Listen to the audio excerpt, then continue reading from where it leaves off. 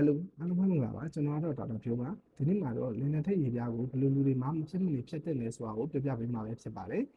မိတ်ဆွေတို့အနေနဲ့လင်နံထိတ်ရေပြားဖြတ်ဖို့စိတ်ဝင်စားနေဆိုရင်တော့ဒီဗီဒီယိုလေးကိုအဆုံးထိကြည့်ရှုသွားနိုင်ပါတယ်နောက်ဆုံးချက်ကတော့ဆရာတို့5မျိုးစစ်လို့ခေါ်တဲ့လူနာပါ5မျိုးစစ်ဖြစ်တယ်ဆိုတာဘာဖြစ်တာလဲဆိုတော့လင်နံထိတ်ရေပြားကိုနောက်ကိုဆွဲလန်းလို့မရဘူး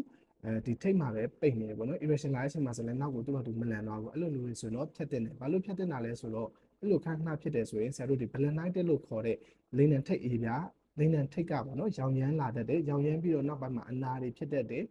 နေရဲလာတတ်တယ်ရားရံတတ်တယ်ပေါ့နော်နောက်ကိုဆိုးလာရင်ကျတော့ဒီအဖြူ white discharge တွေပေါ့နော်အဖြူရောင်အရည်လေးတွေဟာဒီလိမ့်နံထိတ်အရည်ပြားအောက်ကနေထွက်လာတတ်ပါတယ်အဲ့လိုခဏခဏဖြစ်လာတယ်ဆိုရင်ကျတော့နောက်ဆက်တွဲအနေနဲ့ဆိုရင်စီးလန်းချောင်းတွေပါကျင်းလာတတ်တယ်စီးပေါက်တဲ့အချိန်မှာစီးလုံးတေးတာတို့စီးနှစ်ခွဖြစ်တာတို့ပေါ့နော်အဲ့လိုမျိုးဖြစ်တတ်တယ်စီးတဆက်ဆက်ကြတာတို့အဲ့လိုဆိုရင်တော့မဖြစ်မနေဖြတ်တက်ပါတယ်တချို့ဆိုရင်တော့အရန်ဆိုးလာရင်တော့လုံးဝကို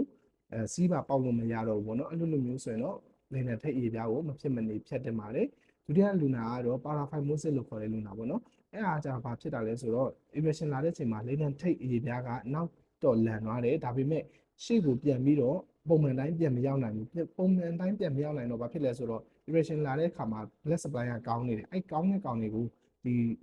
ရှေ့ကိုပြန်မလာနိုင်တဲ့ပေါ့နော်ရေပြားကနေမှလာပြီးတော့ညှက်ထားတယ်ညှက်ထားလို့ဖြစ်ပြီးတော့ရှေ့မှာရောင်ရမ်းလာတယ်ပေါ့နော်ဒီဆရာတို့လိမ့်နယ် penis ပေါ့နော်အဲ့ကရဲ့မြူကိုဇာတွေကရောင်ရမ်းပြီးတော့ဒီတော်တော်လေးနာကျင်ကတ်ခဲတာတွေဖြစ်ပါတယ်အခုလိုမျိုးချင်းနေဆိုရင်တော့ဆရာဦးအနေနဲ့လိမ့်နယ်ထိတ်အေးပြားကိုအရေးပေါ်ဖြတ်ပေးလိုက်ရမျိုးလည်းရှိပါတယ်တချို့လူတွေမှာဆိုရင်တော့အရန်ကြီးတော့မနာဘူးဒါလို့အယောင်ကျစေပေးပြီးတက်နာနာနေတဲ့ချင်းနေဆိုရင်တော့အယောင်ကျစေအေးရင်ပေးတယ်အခက်ခဲပြစေအေးရင်ပေးပြီးတော့နည်းနည်းတက်တာမှနောက်ရက်တွေမှာဖြတ်ပေးလေးရှိပါတယ် paraphymosis ဖြစ်တဲ့လူတွေကတော့နောက်တစ်ချိန်ပြန်ဖြစ်ဖို့လည်းရှိတဲ့အတွက်ကြောင့်မဖြစ်မနေဆရာတို့ကအနေနဲ့ကတော့ဖြတ်ခိုင်းပါတယ်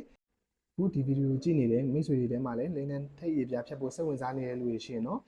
သတင်းကောင်းလေးတစ်ခုရှိပါတယ်အဲ့ဒါကဘာလဲဆိုတော့အခုလာမယ့်နိုဝင်ဘာပေါ့နော်နိုဝင်ဘာတစ်လလုံးမှာဆရာတို့ဈေးကမှာလိမ့်နံထိတ်ရေပြားဖြတ်တယ်ဆိုရင်တော့10% discount လုပ်ထားပေးပါတယ်ပုံမှန်ဈေးထက်တက်တာဖြစ်တဲ့အတွက်